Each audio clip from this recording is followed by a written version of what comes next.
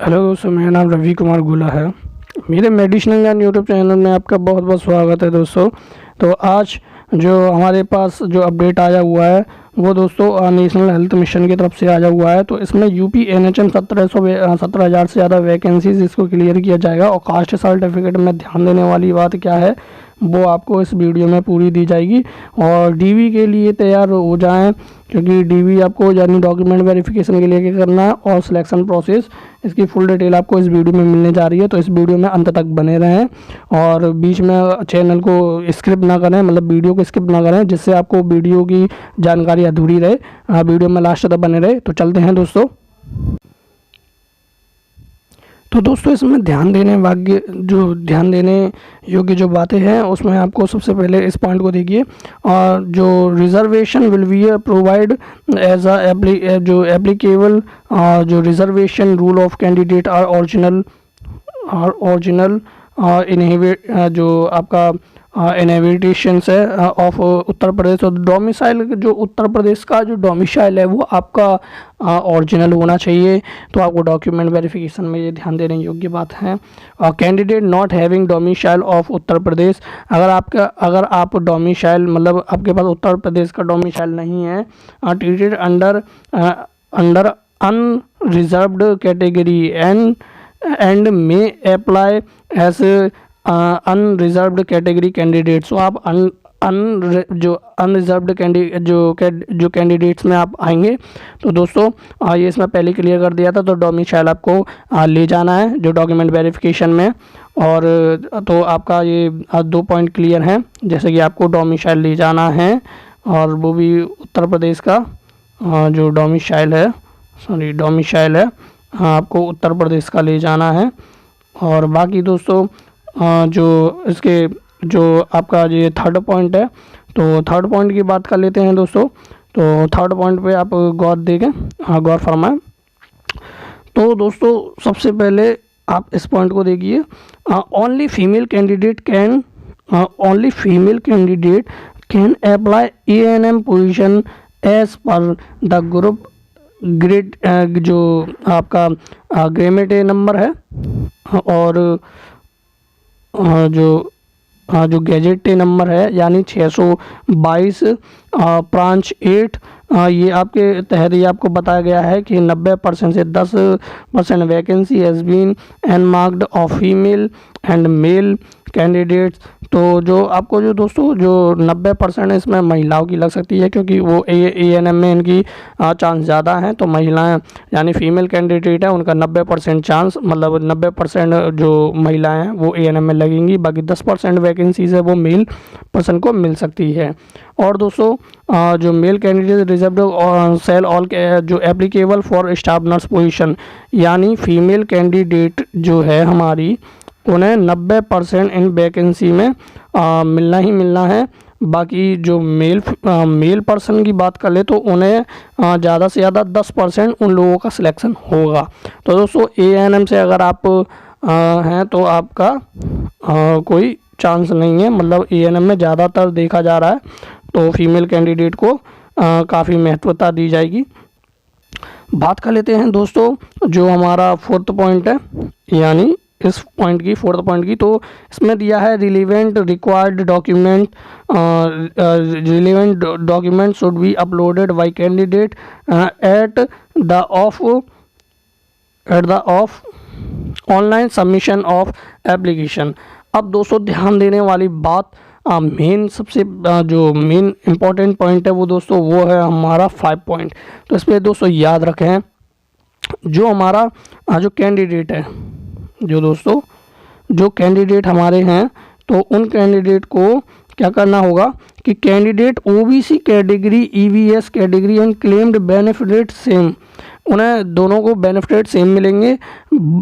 Must provide required जो हमारी जो ओबीसी है यानी ओबीसी कैटेगरी है उसका certificate and EVS certificate issued the completely authorize authority at the time of document verification process attached format. ये आपको अटैच्ड फॉर्मेट और जो आपको अटैच फॉर्मेट जो करना था, यानी आपको जो कास्ट सर्टिफिकेट जो लगाना है दोस्तों, तो वो सर्टिफिकेट जो आपके डॉक्यूमेंट प्रोवाइड होंगे वो पुराने नहीं होने चाहिए। कितने? 1/4/2022 से, यानी नए ही होने चाहिए जो कि आपने लगाया होगा दोस्तों। अब जो एक और पॉइंट है जो सबसे ज़्यादा ध्यान देने पूर्ण बात है, तो वो है 6 पॉइंट। तो इन केस ऑफ जो हमारी जो in case a female candidate the valid caste certificate issued from father side will be treated valid। तो दोस्तों इसमें इस पॉइंट में साफ कहा गया है जो हमारा फीमेल कैंडिडेट है उन्हें जो सर्टिफिकेट लगाना है, यानी जो कास्ट सर्टिफिकेट है उनका, तो वो कास्ट सर्टिफिकेट आपको अपने पति के पक्ष का नहीं बल्कि पिता के पक्ष का लगाना है, यानी पिता के पक्ष का लगाना है। आपको तहसील जाके, आपके जो तहसील है वहाँ जाके आपको एक सबसे पहले एफिडेविट बनवाना पड़ेगा। तो एफिडेविट जैसे ही आप बनवाएंगे, एफिडेविट के थ्रू ही आपको अपने जो पिता के पक्ष का जो सर्टिफिकेट है वो आपको वहाँ ले जाना है। ये आप ध्यानपूर्वक बात समझ लें। बाकी बात कर लेते हैं कि जो पर्सन हमारे जैसे OBC candidate of creamy layer is not entitled for reservation, यानी अगर आप क्रीमी लेयर के हैं, यानी आपने सुना होगा जो लेयर हमारी क्रीमी हो जाती है, यानी वाइट स्पॉट हो जाते हैं, तो वो इसमें रिजर्वेशन नहीं करा सकते, यानी वो इसमें नहीं हो पाएंगे। और दोस्तों जो बात कर लेते हैं जो female department of freedom fighters and ex serviceman reservation, जो हमारा reservation quarter application Uttar Pradesh shall be applicable, यानी कोई भी अगर फीमेल कैंडिडेट है वो जो हमारा जो फ्रीडम फाइटर का है या वो है, तो उसमें दोस्तों इसकी एक्टिविटी दी है। अब दोस्तों मेन पॉइंट की बात कर लेते हैं, तो चलते हैं हम मेन पॉइंट पर। तो दोस्तों इस पॉइंट पे ध्यान देने योग्य बातें हैं।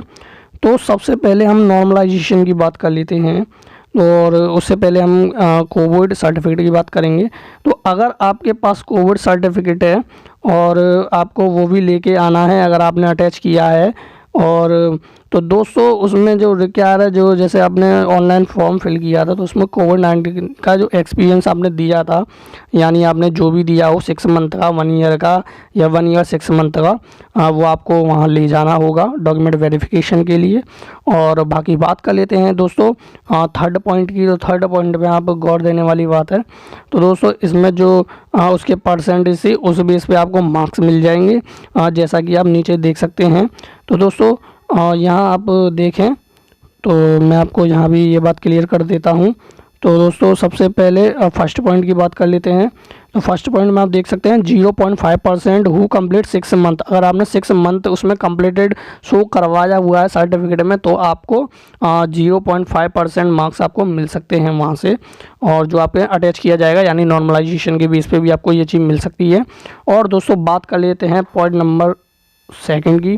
तो इसमें 10% मार्क्स मिल जाएंगे हु कंप्लीट 1 ईयर जो कम्युनिटेटिव ऑफ एक्टिव जो एंगेजमेंट है, यानी दोस्तों अगर आपने जो भी व्यक्ति है जिसने 1 ईयर का आपने वो उसमें सर्टिफिकेट में आपने शो करवाया 1 ईयर तक आपने ड्यूटी ज्वाइन की है आपको वो टाइम पे, तो आपको 10% मार्क्स आपको मिल सकते हैं। और 15% मार्क्स आपको 1 ईयर 6 मंथ अगर आपने जो ड्यूटी की है कोविड टाइम पे, तो वो आपको मिल जाएगी। अब दोस्तों जो नॉर्मली बात कर लेते हैं जो मेन इम्पॉर्टेंट हमारा जो टॉपिक है, अब उसके ऊपर आते हैं। अब दोस्तों बात कर लेते हैं हमारे इस पॉइंट की, जो कि ये है। तो कैंडिडेट आर रिक्वायर जो कंप्यूटर बेस्ड जो एग्ज़ाम आपका हुआ था उस पर दोस्तों अगर आप डॉक्यूमेंट वेरिफिकेशन के लिए जा रहे हैं तो वहाँ आपको वेट लिस्टेड किया जाएगा। तो वेट लिस्टेड में आपको क्या करना होगा, जो आपको वेट लिस्टेड में जो आपका रेशियो रहेगा 3.5 candidate against 1 vacancy in respective category, यानी जब भी आपके जो कंप्यूटर बेस्ड जो एक्सपेंसेस आपका दिखाया जाएगा, शॉर्ट लिस्ट जारी जैसे भी होगी आपकी, तो आप वेरिफिकेशन के लिए जैसे ही आप जाएंगे तो एक बार में 3 कैंडिडेट्स को अंदर तरफ बुलाया जाएगा और उनका डॉक्यूमेंट वेरिफिकेशन कराया जाएगा। तो दोस्तों ये मैंने आपको बता दिया है कि डॉक्यूमेंट वेरिफिकेशन के लिए आपको क्या करना होगा। अब आते हैं और दोस्तों फिर बात कर लेते हैं हम ये फोर्थ जो इम्पोर्टेंट इसकी इंट्रोडक्शन है, जो आप देख सकते हैं। मैं आपको फर्स्ट पॉइंट दिखा देता हूँ। Candidate of Uttar Pradesh state, यानी जो उत्तर प्रदेश का जो कैंडिडेट है वो are claimed reservation in their respective category, यानी ओबीसी और एनसीएल एसटी जो एसटी एससी की जो भी कैटेगरी है, पीडब्ल्यूडी एंड ईवीएस, और must submit the caste certificate required, यानी वो तो आपको चाहिए ही चाहिए। Certificate in the prescribed format is used by completion authority, यानी आपको जो मैंने बताया था आपको कि आपको इसका एक एफिडेविट बनवा लेना है और वहाँ ले जाना है।